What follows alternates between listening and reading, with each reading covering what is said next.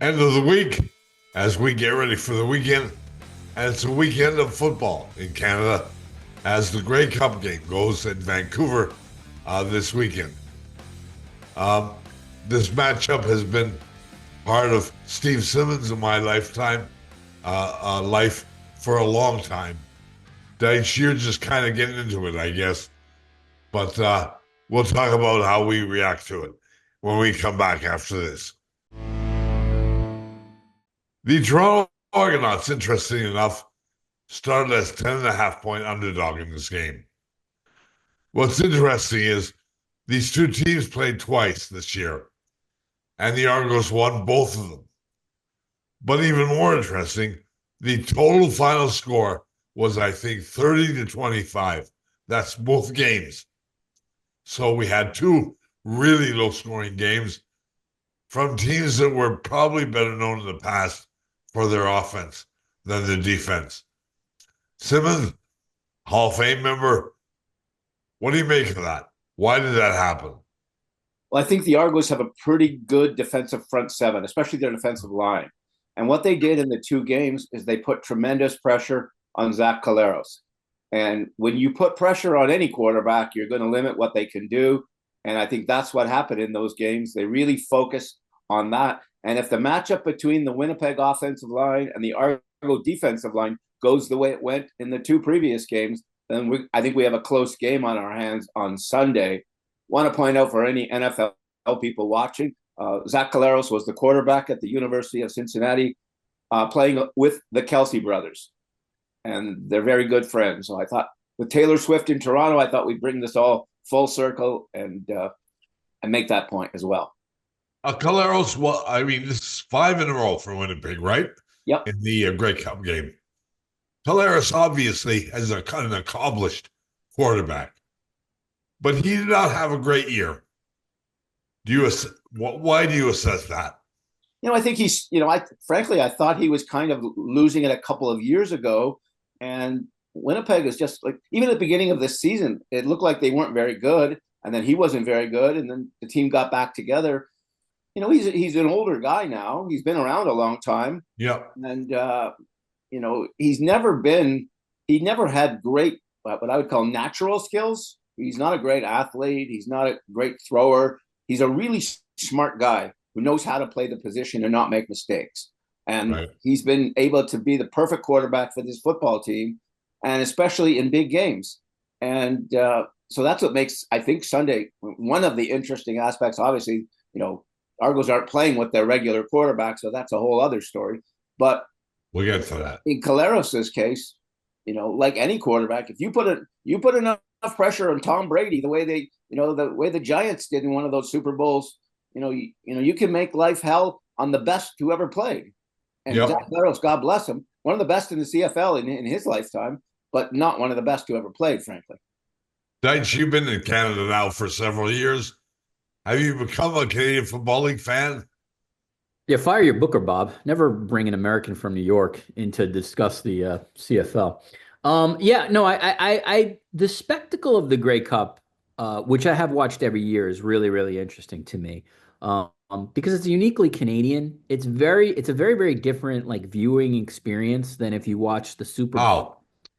Well, the Super Bowl ultimately is such a corporate extravaganza. It sort of speaks to everything America is, like loud, brash, moneyed, over the top. I'm not saying it's obviously not it's the singularly biggest thing that exists in American culture for sure, but it represents like sort of everything the US is, and that's outsized. Not to mention we're at the point where there's a 12-hour pregame show at this point for the Super Bowl. Right. So when I watch the Grey Cup, like it's interesting to me to see it held in different Canadian cities, including some I've never been to. There's like iconic things like the Mounties and stuff like that. The singer usually who does anthems is very Canadian. The players often, I think, really appreciate being part of something that is different than what they are used to, many of the American players, particularly in college. So it's interesting to me. I will say that one of the reasons, if you grow up in the States where it's sort of hard to attach yourself to the CFL is that outside of, the Doug Flutys and the Warren Moons, you never really got many players who would float to the NFL to become stars, who would then sort of prompt to go back and to Right. examine the CFL. So that was always an issue in terms of why the CFL didn't get more popular. I do remember, obviously, the CFL for a couple of years. Steve probably knows the exact amount of time. They had these American cities that they played in for a little bit, or they had that partnership, and it sort of It was went a away. disaster. Yeah, it's a disaster, It was right? a Exactly. disaster. Yeah, but I will say still, you can find the game on American television. You see it on ESPN or whatever. It does play, and people will watch it. But I have found again and I've been in Canada since 2018. I can't say I watch the CFL every week, but the Grey Cup feels like an event, and I like event Right. programming, and it feels big. What you should do, Richard, and I advise this to all my American friends and people who come to this camp, go to a Grey Cup. I will do that. I don't mean go to the Grey Cup game. I mean go to the week. It is. I've done about 25 of them, and I've done about 25 Super Bowls. You couldn't get two events that were more different. That's cool. The Super Bowl is all about what party are you getting an invitation to? Right. Can you get Lee Steinberg's party? Can you get this thing? Are you getting to the Sports Illustrated party? Which one are you, whose list are you on? And you would fight to try and find your way on Wednesday and Thursday night. Where am I going? Can I get to the San Diego Zoo? Grey Cup is the kind of thing you'll walk into, and Warren Moon will walk past you at the Spirit of Edmonton, which is basically a beer hall with a band playing. And, right. and he'll be there just walking and hanging with the people, as will all these ex-players who've come, and they'll all be partying. And I remember going up an elevator once. I don't know if you know the name Henry Burris or not, but Henry Burris was a pretty good CFL. I believe he's in the Hall of Fame now. Pretty good CFL quarterback, played at Temple. I'm going up the escalator in one direction, and he's going down in the other direction. And I think he was the most outstanding player that year. And I don't see him, but he sees me, and he yells my name. And it's like two escalators going in two different directions. And I'm with Dave Naylor of TSN at the time. And Naylor says, only in the CFL is a player going to call out a sports writer as you're passing sort of on escalators going in two different directions.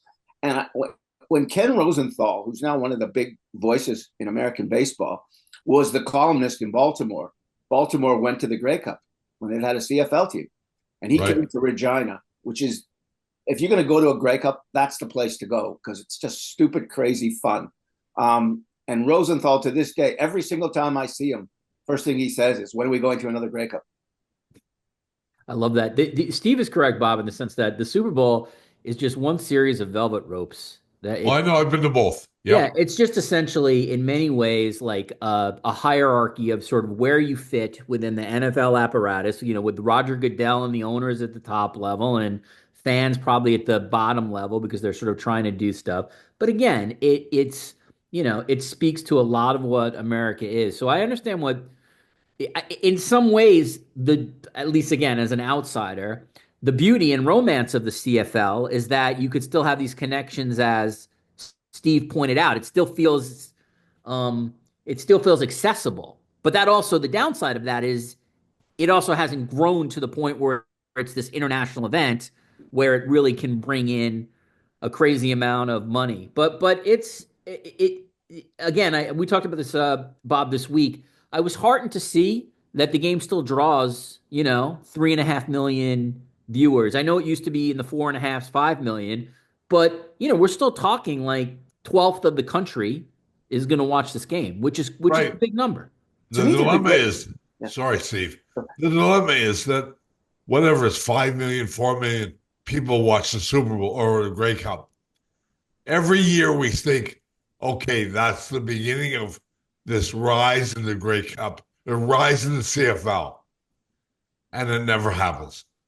We go back to the following year and everybody forgets about it. There's a disconnect in this country, and I've never completely understood it. There is a disconnect between Grey Cup week, Grey Cup game, and the CFL season. Yes, Definitely. there is. With the NFL, you start watching week one, you are engaged from the minute the season starts. You're engaged every week. You're in fantasy football. You're in survivor pools. You're in all the things. You're betting. You're doing whatever you're doing. CFL season starts, and then it goes through the summer, and you kind of forget about it a little bit. And I'm talking about this from a Toronto perspective, maybe not so from a Winnipeg or Edmonton or Calgary perspective. Well, I think it's there too, Steve. But what we find is that it has a TV audience. It has a TV audience all year long. I think it's an older, whiter TV audience. Yep. But and it's consistent. I think they do like 500,000 a game consistently throughout the whole season. But nobody talks about it. At least in Toronto, nobody talks about it. Nobody gets engaged. Nobody, when the linebacker gets hurt, who would, it would be the top story in Buffalo the next day on WGR radio. How are we going to live without Milano or whoever they're talking about? You don't get that buzz here at all. But then Grey Cup week comes, and I don't know if even in the city you're in, for the most part, gets involved, although Vancouver's a little bit too big for Grey Cup now. But the game draws, and I believe it's the second largest sporting event audience of the year. Super Bowl is one in Canada. It trumps everything. And I think the Academy Awards is the next highest show for the year, and then Grey Cup is third. And so people are still watching this. And what the one thing that never gets talked about or doesn't get talked about nearly enough are the final 3 minutes of a CFL game compared to the final 3 minutes of an NCAA or an NFL game, because the clock stops after every play, and there's no clock management. And you can, if you're down 10 points with 2:10 to go, you can win the game. Yeah, you talked about earlier, Steve. And so we've had these crazy Grey Cup endings of, last year Montreal won. They didn't lead, I don't think, until they hit the final touchdown right at the end of the game. The year before, Toronto and Winnipeg, there was the two blocked field goals, one and then the other, that went back and forth. A year before that, I think, was overtime in Hamilton. Like there's been crazy endings, which keeps you engaged. And the Grey Cups usually are phenomenal games, but weirdly enough, we don't pay enough attention to the season. Yeah, Bob, I have a thought on this. You and Steve can correct me. Go ahead. Or agree with me. So my thought would be this: the reason, and this is where the NFL has a massive advantage. The NFL, maybe it's not even fair to compare the NFL to anything, because literally the NFL is in just a different class of content than literally anything else in North America. Yep. But you are engaged in the NFL from the beginning of the year in many ways because you are familiar with all the players. You are familiar with them either as NFL players, or you are familiar with the people who are coming into the league, because the NCAA college football is such a big thing in the United States. Those games, for the bowl games and the championship, they're getting 20 million, 25 million viewers. Where the CFL, I think, because the Canadian university system, when it comes to football, obviously, is not massively prominent. We don't see all those games. We're not seeing Western and all these games on television all the time. And for a average Canadian CFL fan, there's no way they're paying attention to like Texas Tech or Toledo or the University of Buffalo, wherever some players are coming into the CFL. So when game one happens, in some ways, you're not so familiar with the roster, maybe outside of the quarterback or some skill positions. And I think it's very hard for fandom if, you know what I'm saying, if everything is sort of so new to you and you have no previous recognition of the players, where in hockey, so many these guys who come to the NHL, you follow them as juniors, right? Maybe you saw them in the NCAA college hockey system. And that would just be my thought, is just that, like, in some ways, the roster for the CFL is so unfamiliar at the beginning of the year, maybe outside of one of these quarterbacks who just is a, perennial CFL quarterback. Steve, I wonder what you think about that, if you buy that at all. I buy completely. Look at how popular the Maple Leafs are. This is Austin Matthews' 9th year. It's Marner's 9th year. It's Nylander's 9th year. It's Morgan Riley's 10th or 11th year. They've been on this team a long time. The faces, everybody, you walk down the street, everybody knows that face. Yeah. Tell me who's been with the Argos for 3 years. Yeah, anybody? Yeah. Can we name anyone? And who are the, try and tell me now, who are the best players? I happen to know because I watched them. But I bet you, if you walk down Yonge Street right now and stop people, say, name 3 Argos. I would think most people couldn't. Well, here's the big test. It'd be interesting. If Chad Kelly walked down Young Street, out of 100 people, how many could recognize him?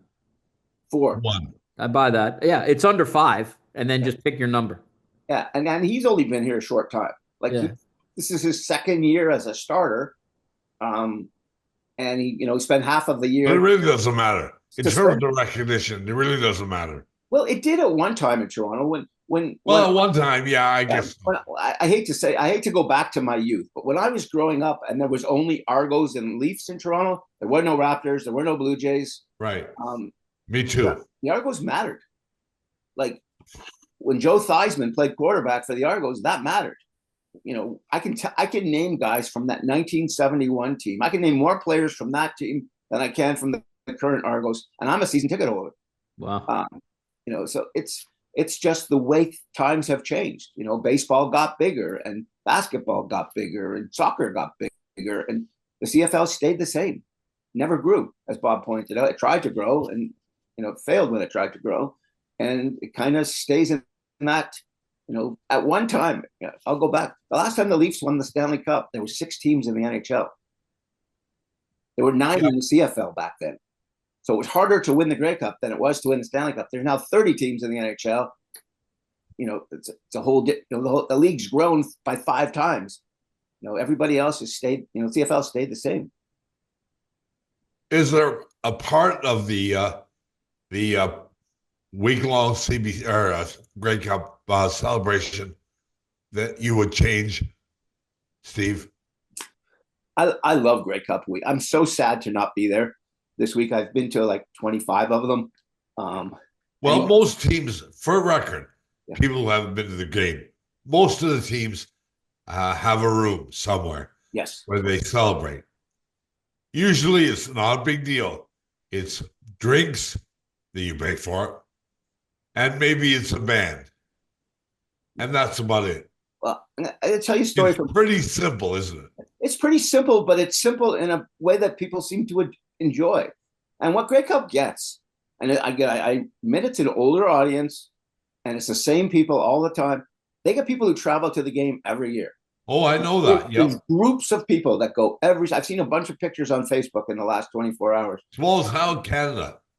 People do that. Now, we were in Regina, which is the ultimate place for a Grey Cup, and I'm with Naylor, your old friend, and it is about 30 below. Like it is stupid cold, maybe the coldest I've ever seen it.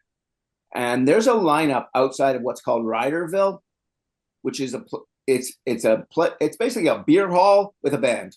It's a huge beer hall and a band. It looks like the kind of things you used to go to in university on pub nights.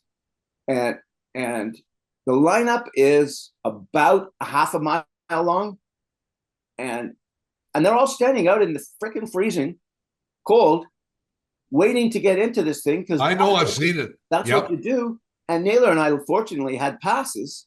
We walked right up to the front, of course, flashed the pass and walked in. And you know what we did for a lot of the night? And this is also so CFL. We signed autographs and posed for pictures with people, mostly because they recognized Dave from TSN. But at that time, I was doing Dave Hodges' show at TSN at the time, so my face was a little more familiar than it might be now. But it was incredible to watch how many people lined up in stupid cold weather to get in to have a beer and a dance. Well, have either of you two guys been to a Super Bowl party? Yes, many times. Okay. You can imagine then how big the difference is. I have been. Yeah, too. I mean the obviously working at Sports Illustrated for as many years as I did, obviously the Super Bowls that I attended, obviously I go there. I was at a Playboy party twice, Maxim. Basically, all these things are. Yeah, the Maxim party was one of the biggest. Yeah, they're basically in these gigantic facilities, right, where there's food and drink everywhere. There's usually some musician playing, very, very famous one. And it's very much like flash and cash kind of crowd, basically. There's always great looking girls. Yeah. There are beautiful looking people. Yeah. And it's, again, as I was sort of saying at the beginning, it's tiered. It's very velvet ropey. There's just different levels. Yeah. fame in that room. And I remember like one of the parties, like just walking by, you'd see like Marcus Allen to the left and some other famous former NFLer to the right. And then you might see some, actress here and there. And so again, I'm not saying like I'm not trying to be, oh, look at this jaded asshole. I'm just saying they're sterile in many ways, if that makes any sense. Yeah. Well, they are. Once you've been to one, you've been to all. Does that make any sense? Yes, it does. Yeah. There was a great bucket at the Indianapolis Super Bowl where they made. I'm trying to think of the name of that great Spanish dish with rice and all that stuff. Paella? Paella. There was an enormous thing of paella at the Indy 500 where you could go and sit in cars and do all this other stuff, and I was just happy to eat the paella. Frankly, it was so good. But it was the largest vat of paellas probably the world has ever seen, and that was just one of the many different views I got of Super Bowl parties. And I will say, Bob, this is a total aside because I know we're talking the CFL, but I'll just mention it because when else am I going to be able to mention it? So having covered, and I think Steve has covered Olympics as well. So I covered 7 Olympics, and when I was covering Olympics, Sports Illustrated was really a big dog. I mean, they were at one time an Olympic sponsor.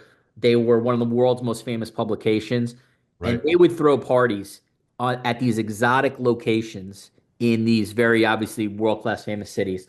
The greatest party I've ever been to was in 2004 at the end of the Olympic Games, where Sports Illustrated rented a gigantic nightclub on the Aegean Sea. It's called Akatori. It's a famous nightclub. I don't even think it exists anymore. And this was one of those things where this party, we're talking $500,000 minimum, like to the point where they had like Sports Illustrated lit up in the bottom of a pool. And this party, not to mention like incredible fresh food and all this stuff, literally you could not walk anywhere without seeing somebody famous. I remember, just as an example to sort of explain this kind of phenomenon, was I was sitting down, a couple colleagues having some drinks. Guy comes up to me, he goes, "Hey, is this seat taken? Do you mind if I sit there?" I'm like, "No, Carl Lewis, 8-time gold medalist. I don't mind if you sit." It was that kind of party. So that was an amazing like sort of thing to be like, 20 something and to be at this kind of parties.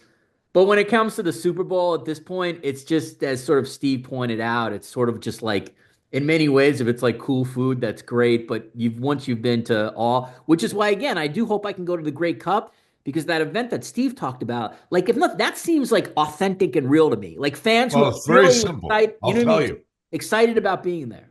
Yep. It's fun, but it's very simple, very straightforward. Listen, we take a break and we'll come back and talk some more. Back in a minute. We should probably talk a bit about the game itself. The Argos and the Winnipeg Blue Bombers. This is not a shocking matchup, but it is surprising that we'll play this game with one team with their arguably number 3 quarterback in action in Arbuckle. Chad Kelly, of course, getting hurt in the Montreal game and being out of this one. And he is a guy who was a star for the Argos last year, who collapsed near the end of the year. And in the playoffs, he played terrible. He's been pretty good this year since coming back after sitting a suspension of 9 games. But he wasn't exceptional. The question I have is, can Arbuckle ignite this Argo defense? And then, how much does he have to ignite it? Because, as I said at the top of the show, the Argos beat Winnipeg 30-25 in 2 games this year. So offense was not a big deal. Steve? There's an interesting relationship between Arbuckle and head coach Ryan Dinwiddie with the Argos. Ryan Dinwiddie was the quarterback coach in Calgary when Arbuckle, about 6 or 7 years ago, was for a short time the starting quarterback and also the backup quarterback. Now, Ryan Dinwiddie was a backup quarterback with the Winnipeg Blue Bombers. And he got his Grey Cup start because Kevin Glenn, the starting quarterback, got injured in the Eastern Final. He broke his arm, and Dinwiddie made his first career start in a Grey Cup game. They lost and didn't do particularly well, but So if anybody understands what it is to bring somebody in last minute to be a starter for a championship game, it's the coach who's been there. Now Arbuckle's been around. He's been on 4 different CFL teams. He's an absolute journeyman. He just bounces around from opportunity to opportunity to see where he can get a paycheck. But I think if you're a quarterback and you've been around 6 years and teams keep wanting you, maybe he doesn't have phenomenal ability, but he probably has a brain. And I think that's going to be important because you're going to have to manage the game on Sunday against a pretty damn good Winnipeg defense. And you're going to have to, with Chad Kelly, they throw the ball and they throw deep and they stretch the field. Well, right. He doesn't have that arm. He doesn't have that ability to do that. What the Argos do have is a really good group of receivers, and about 6 deep in that area. But you're going to have to run, I think, short stuff and misdirection and some things like that. A, to keep the pass rush off of you.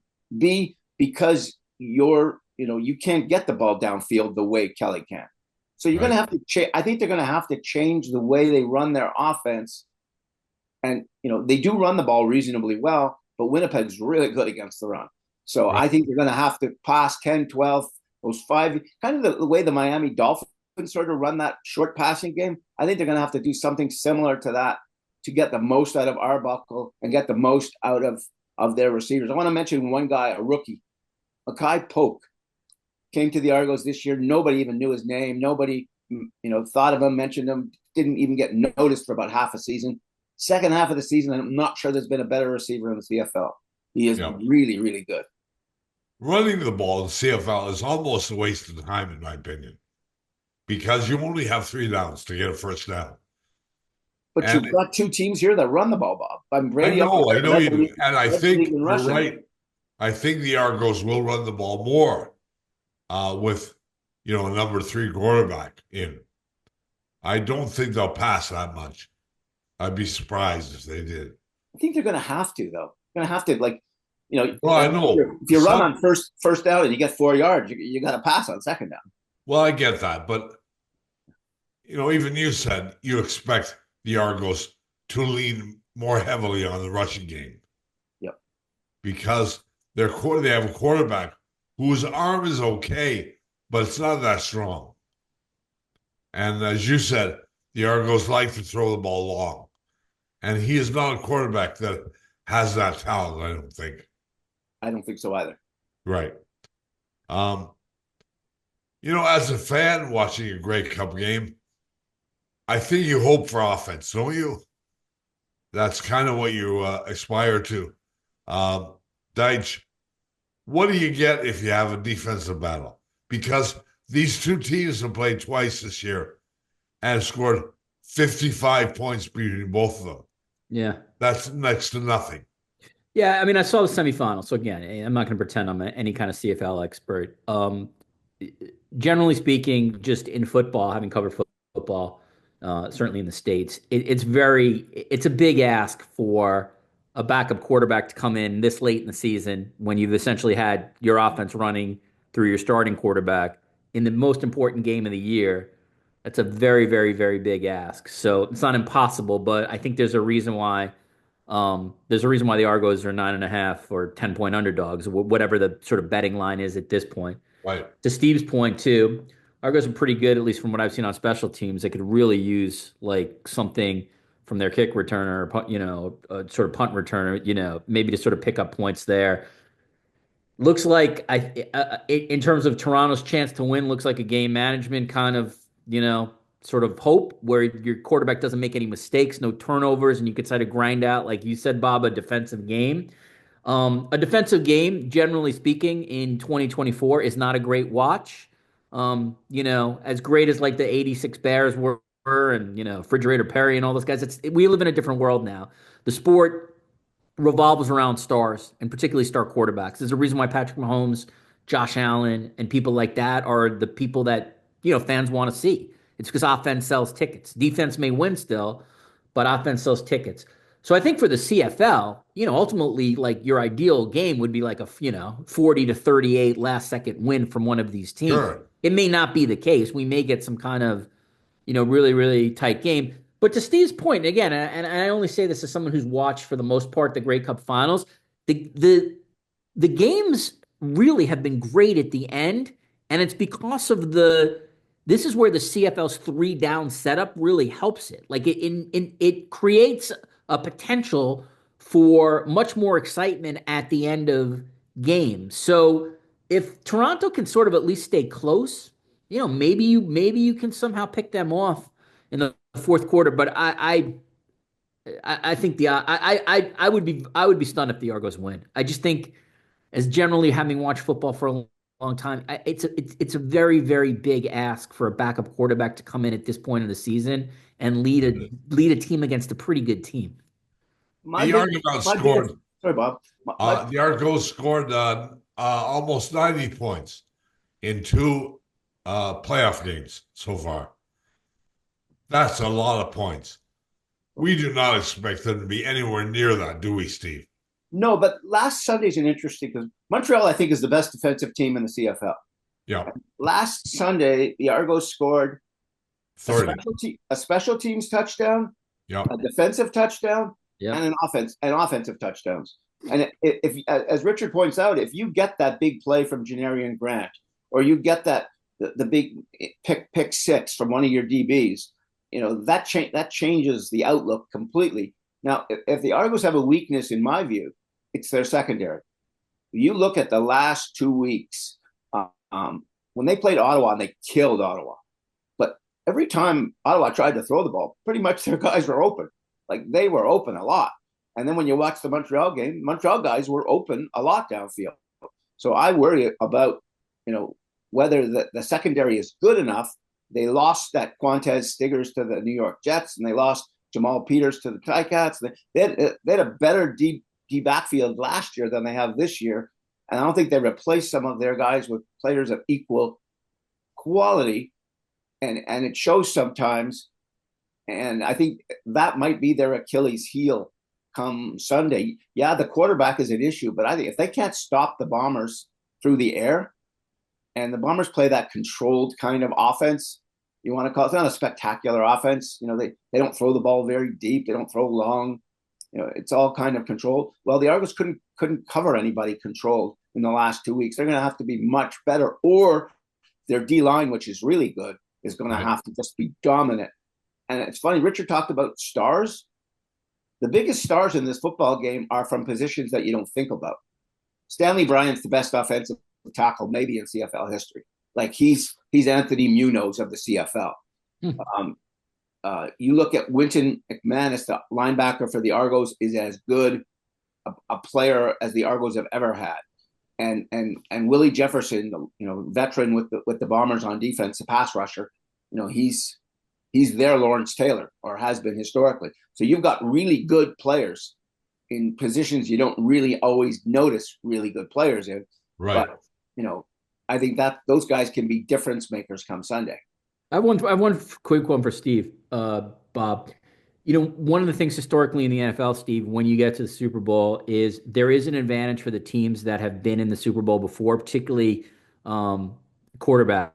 It's just like the game doesn't feel as big the second time around. Patrick Mahomes is the best example of this. Tom Brady, even in games where the Patriots lost, Tom Brady was never overwhelmed by the moment. And it would strike me that the Bombers, I mean, I don't actually know this, you would. Do you feel in the CFL, like, if you have Grey Cup experience, like, do you consider that a significant advantage over players on a team that might not have that kind of experience? Oh, I think it's huge. I think it's very large. And I think there's another thing that we haven't even talked about, and that's coaching. I think football is the sport, maybe more than any of the other major sports, where the coach matters more than in any other. I agree. Yep. And Mike O'Shea, who used to play for the Argos, Mike O'Shea, right now, I'm interested to hear Bob's view on this. To me, is now one of the CFL legendary coaches. Like, Yeah, I agree. the greatest guys who's Has to ever be. coached in the league. And I think Don Matthews and Wally Buono and Bud Grant and whoever you want to mention, Hugh Campbell, Marv Levy, shout out. Yeah, Marv won in Montreal, but I think O'Shea's right there with them now. You're taking a team to a championship game. It's not just 5 years in a row. They didn't play that 1 year. It's basically 6 years in a row, because this is the 6th year of this group going to the Grey Cup. It's an incredible thing. And they started this season looking like they were dead. Like, let's look like I was ready to write, this is the end of the Bombers' run. And they were, I think, 0-4 or something like that. And they then came back and they were the best team in the league the second half. I think Osh is, he's just, he's the most unassuming head coach you'll ever come across. He shows up at the coach's press conference the other day, wearing jeans and a Blue Bombers sweatshirt, and this is how he does stuff. He just does what he does. He played the game with incredible intensity. I think he coaches with incredible intensity. He's a little bit like Dan Campbell, in my opinion. They're a little bit like each other. They're both gamblers. They're both very emotional. They're both guys who believe in physical football. And so I think that's an advantage that Winnipeg has over Toronto going into this Sunday. Guys, we have to take another break. We'll do that. We'll give you predictions on the Grey Cup game when we come back. Before we get to predicting the outcome, which means nothing, of course, you mentioned Janarian Grant earlier, Steve.